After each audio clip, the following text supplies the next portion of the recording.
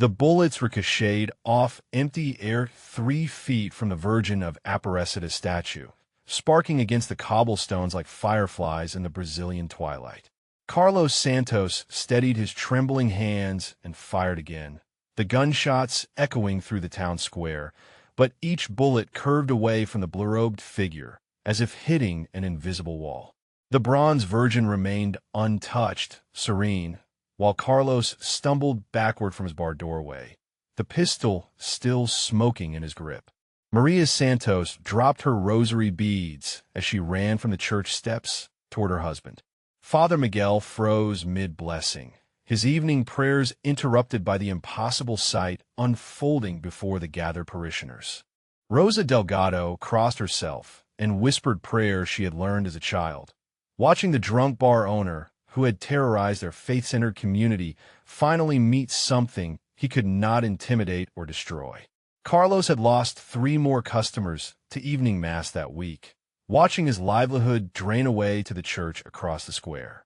45 years of anger, financial ruin, and bitter resentment toward the God who had taken his parents in a car accident had culminated in this moment of drunken fury. He had aimed to shatter the symbol that drew his customers away, to prove that nothing sacred could survive in a world that had shown him no mercy. Word spread through the narrow streets of São Benedito before Carlos could reload his gun. Rosa Delgado called her sister, who called the mayor, who called the police chief. By dawn, the town had split into 2 camps that faced each other across the cobblestone square like opposing armies preparing for battle. The business owners rallied around Carlos at his bar, arguing that desperation drove good men to madness. Antonio, the mechanic, slammed his fist on the wooden counter, insisting that a man who employed half the young men in town deserved understanding, not condemnation. The shopkeepers nodded agreement, fearing their own economic struggles if they lost Carlos as a customer and employer. But the church families gathered around Father Miguel with different fury burning in their eyes. Mrs. Fernandez refused to sell groceries to Maria Santos, turning her away from the market with public shame. The children whispered and pointed when Maria walked to work at the school, forcing her to take longer routes through back alleys to avoid the judgmental stares. Carlos watched his wife suffer the consequences of his actions while he drank away the memory of bullets that defied physics. The impossible sight haunted him more than the community division, more than the whispered conversations that stopped when he entered rooms.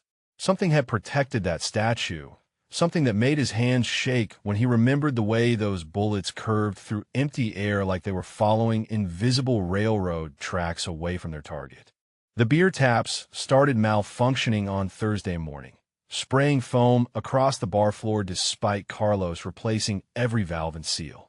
The ice machine died at noon, though the repair manual showed nothing wrong with its components. By evening, the lights flickered in patterns that spelled out prayers in Morse code, though Carlos had never learned that ancient communication method. His regular customers drifted away as mechanical failures plagued every piece of equipment he touched. The cash register drawer jammed when Father Miguel's parishioners tried to pay their tabs, while opening smoothly for everyone else. The jukebox played only hymns despite Carlos repeatedly changing the selection to samba and rock music that had once filled his establishment with laughter. Maria found her husband passed out behind the bar each morning, empty bottles surrounding him like fallen soldiers after a lost battle. The isolation was consuming him faster than the alcohol, turning a proud businessman into a hollow shell who jumped at shadows and flinched when anyone mentioned the Virgin statue. Dr. Patricia Silva stopped by the bar on Friday night, ordering coffee while studying Carlos with professional curiosity. The skeptical physician had heard rumors about supernatural events, but needed scientific explanations for the community chaos. She watched Carlos drop 3 glasses in 10 minutes, his hands trembling whenever he looked toward the church square, where the untouched statue continued drawing pilgrims from neighboring towns who came seeking miracles. Carlos collapsed behind the bar on Saturday morning, his body convulsing as Maria screamed for help. Dr. Silva arrived within minutes, finding vital signs that defied medical explanation. His temperature spiked to dangerous levels while his blood pressure plummeted, yet standard tests revealed nothing wrong with his organs or blood chemistry. The ambulance rushed him to the regional hospital where specialists ran every diagnostic procedure available. Brain scans showed normal activity, blood work came back perfect, and his heart rhythm remained steady despite symptoms that should have killed him. Dr. Silva documented each impossible result, her scientific training crumbling against evidence that made no sense. Maria sat beside his hospital bed, watching her husband drift between consciousness and delirium. During lucid moments, Carlos whispered about blue light surrounding his vision and voices speaking Portuguese prayers he had never learned. The attending nurses found his room temperature dropping 20 degrees below normal settings, requiring extra blankets that provided no warmth. Father Miguel visited on the third day, finding Carlos awake but unable to speak above a whisper. The priest offered last rites, but Carlos turned his face toward the wall, still refusing spiritual comfort, even as his body failed in ways that defied medical understanding. Maria held his hand, feeling how cold his skin had become despite the fever that burned through him like divine judgment, demanding acknowledgement of sins he would not confess. The gun that had fired at the Virgin statue rusted completely overnight in the hospital evidence locker, metal crumbling to orange powder despite being stored in a climate-controlled environment. Police Chief Martinez stared at the impossible corrosion, filing a report that he knew no supervisor would believe without photographic evidence. Back at the bar, every bottle of alcohol turned to vinegar within hours of Carlos entering the hospital. Maria discovered the transformation when she tried to salvage inventory, finding expensive whiskey and imported beer converted to bitter liquid that burned the throat without intoxication.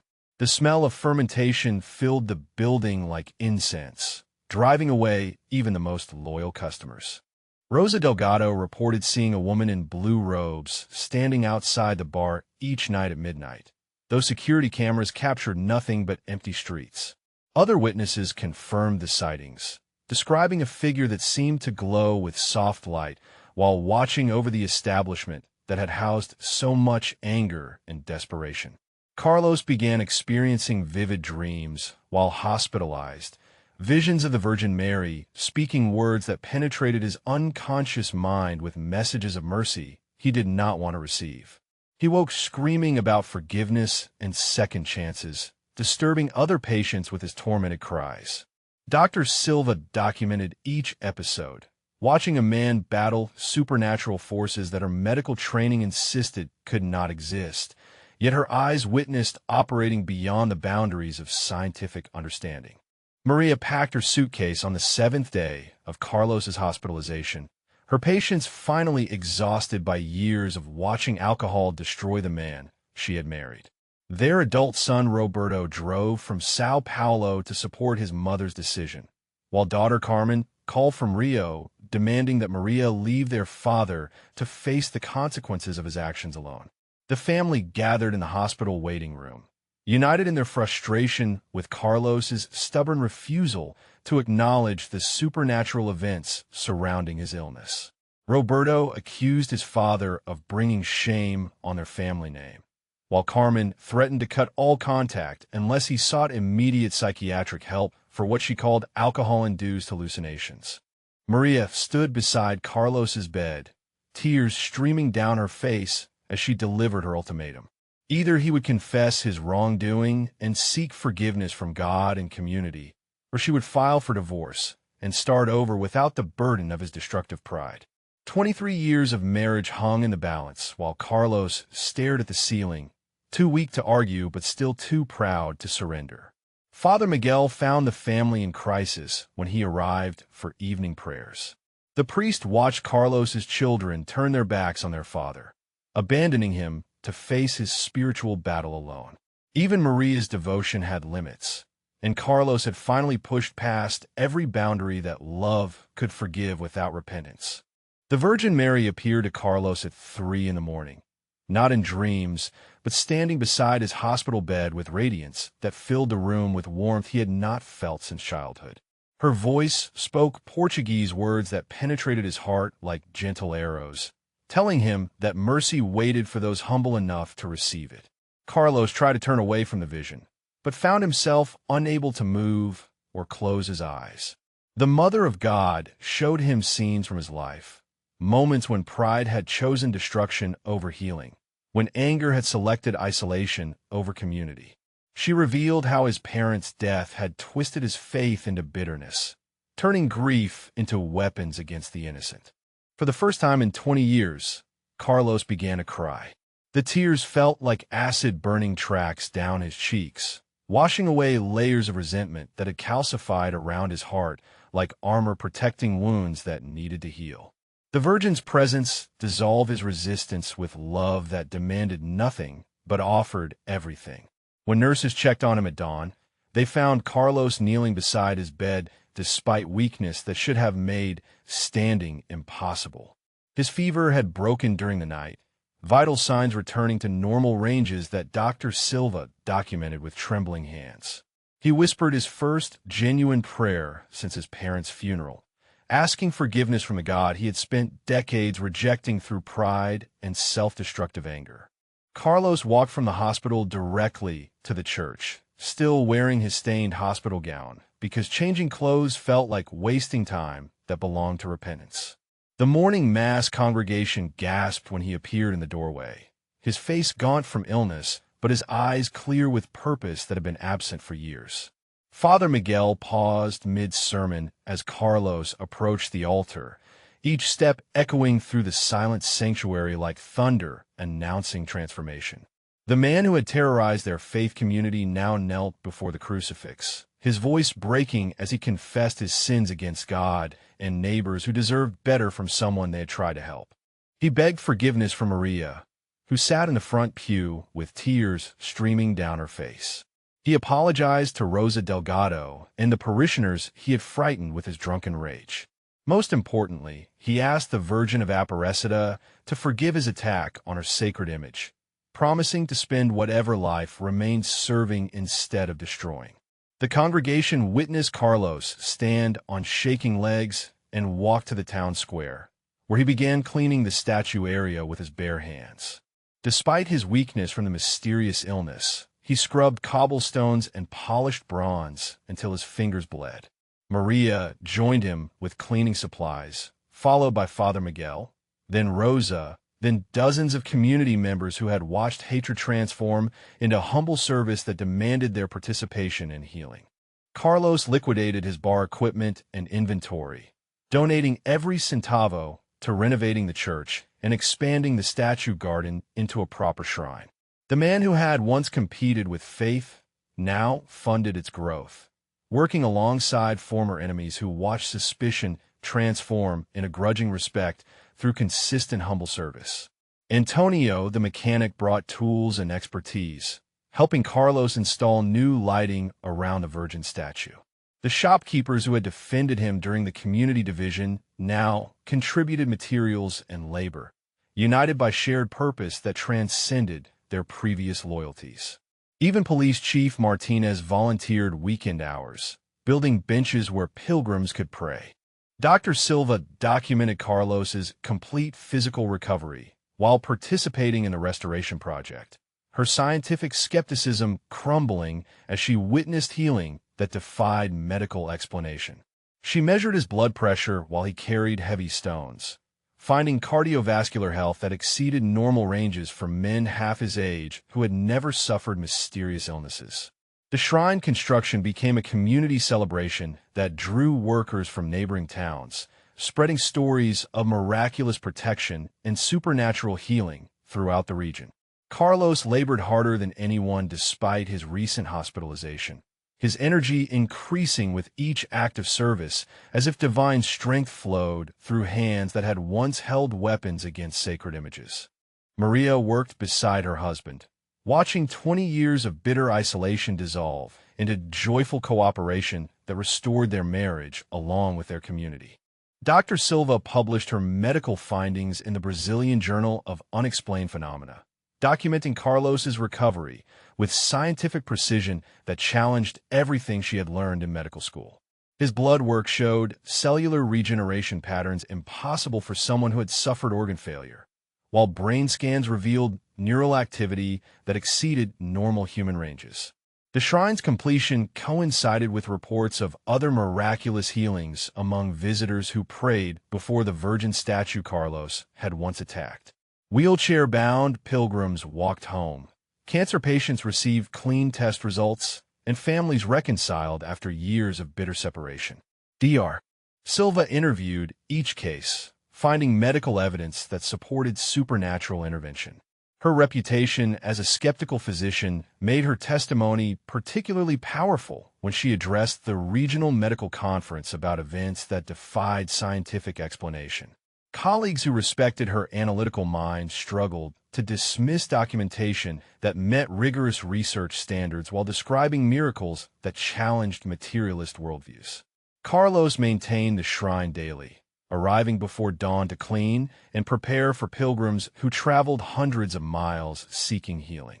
His transformation from destroyer to protector created testimony more convincing than any theological argument, demonstrating divine mercy through lived experience that changed hearts through witness rather than words. Dr. Silva watched him work each morning, documenting ongoing phenomena that continued expanding her understanding of realities beyond medical science. Carlos converted his former bar into a recovery center where men struggling with alcoholism and despair could find hope through shared testimony and practical support.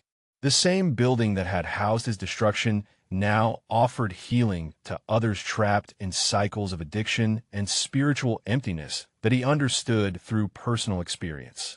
Father Miguel partnered with Carlos to create support groups that combined traditional recovery methods with faith-based healing, welcoming men regardless of their religious background, while offering spiritual resources to those seeking deeper transformation. The center operated on donations and volunteer labor, refusing government funding that might compromise its mission. Maria coordinated family counseling sessions, helping wives and children understand addiction as spiritual warfare requiring divine intervention alongside human effort. Her own journey through Carlos's transformation qualified her to guide other families facing similar struggles with loved ones who seemed beyond hope or reason. Dr. Silva volunteered medical services, documenting recovery rates that exceeded national averages while studying the relationship between spiritual transformation and physical healing. She discovered that men who experienced genuine religious conversion showed measurable improvements in brain chemistry and immune system function that persisted long after initial treatment. The recovery center attracted attention from addiction specialists throughout Brazil, many arriving skeptical, but leaving with evidence that supernatural healing played crucial roles in breaking chains that medical intervention alone could not destroy. Carlos shared his testimony with each visitor, proving that divine mercy could transform even the most resistant hearts. 5 years after firing bullets that curved away from sacred bronze, Carlos Santos traveled throughout Brazil sharing testimony that drew thousands to recovery centers modeled after his pioneering work in São Benedito. His story of supernatural protection and divine transformation inspired similar ministries in 50 cities, creating networks of hope for families devastated by addiction and despair. The Virgin of Aparecida shrine became an official pilgrimage destination where visitors sought healing from spiritual wounds that medical treatment could not address. Buses arrived daily carrying people who had heard about miraculous interventions, documented recoveries, and communities restored through divine mercy that operated beyond human understanding. Dr. Silva published a comprehensive study documenting over 300 cases of unexplained healing associated with the shrine, establishing scientific credibility for supernatural phenomena that challenged materialist assumptions about reality. Her research influenced medical schools to include spiritual factors in treatment protocols, acknowledging connections between faith and health that previous generations had dismissed.